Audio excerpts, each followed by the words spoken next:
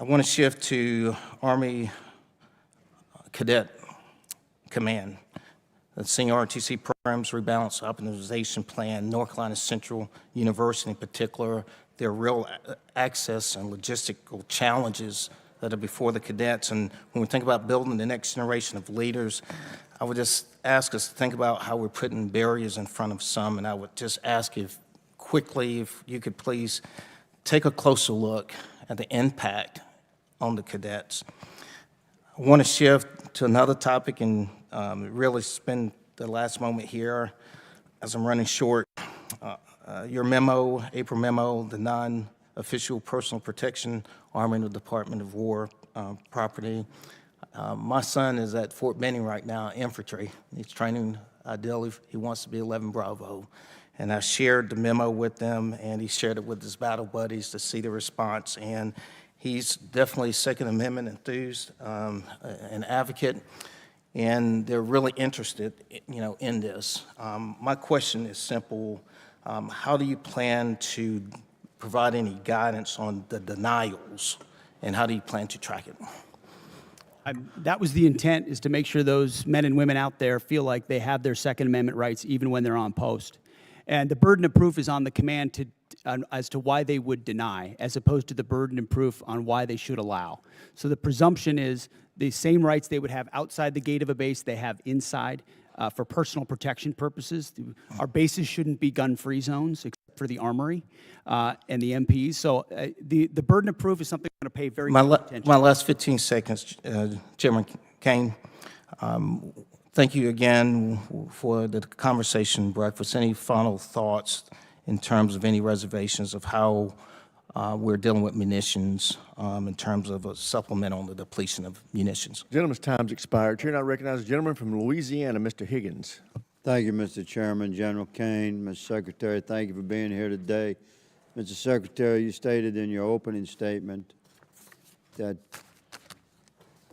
one of the foundational endeavors that you embrace is to, in your words, forge a lethal arsenal of freedom.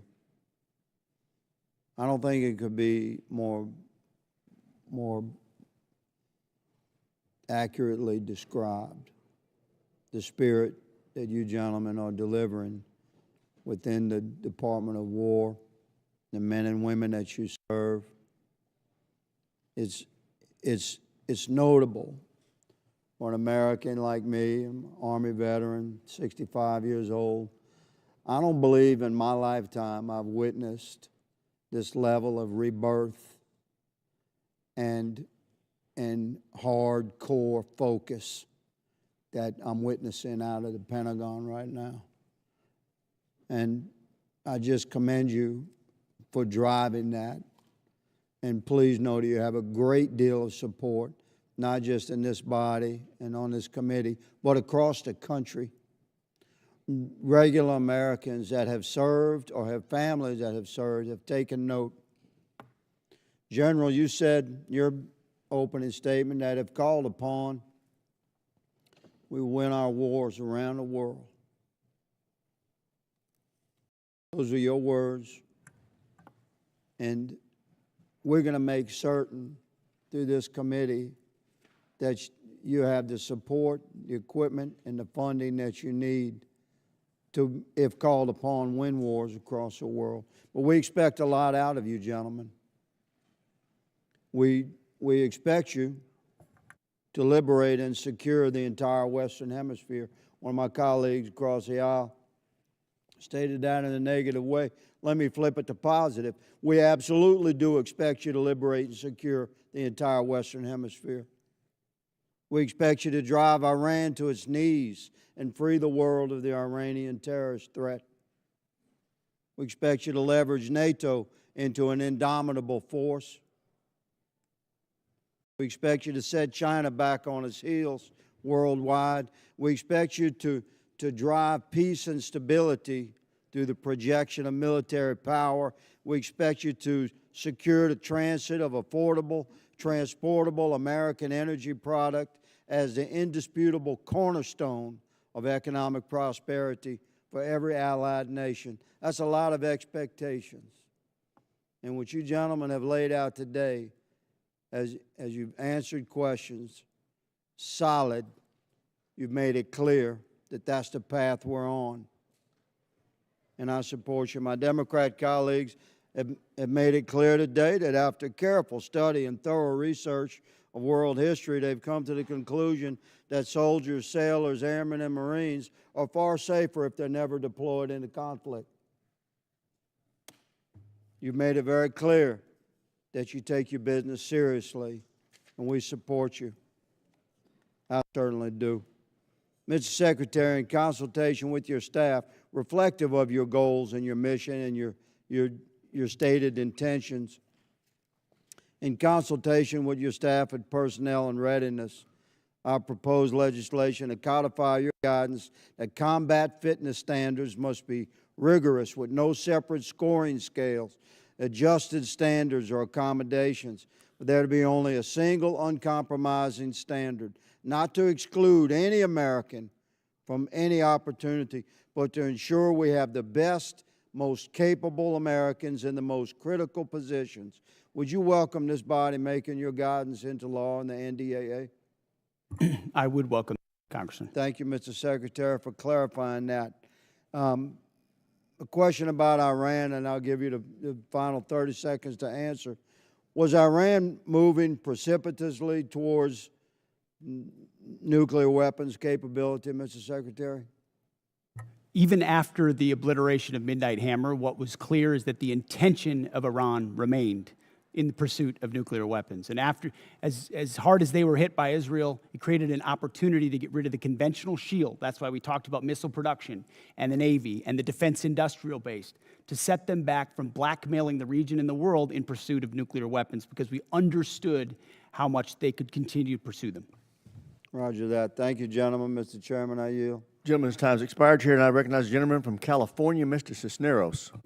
Thank you, Mr. Chairman. Thank you and the ranking member for bringing us here today for this hearing, very important to the nation. I want to thank our witnesses for all being here today. Mr. Secretary, the President recently made an announcement that the state-activated National Guard would start receiving active duty pay for federal missions, and I believe you kind of made similar remarks as well. I'm happy to see that announcement because it brought the much-needed attention to this disparity. Whether you agree with missions or not, when guardmen are called up for active duty and they really have no choice in the matter for homeland missions, often they are receiving inconsistent pay and benefits depending on their status. This issue has persisted for decades. This is why earlier this year, Rep. Bergman and I introduced Duty Status Reform Act, which would address the issue head on. I believe this is the right time to push this over the finish line. It's something the National Guard Bureau supports, the Council of Governors support. Just the other week, the service personnel chiefs are all here. They support it.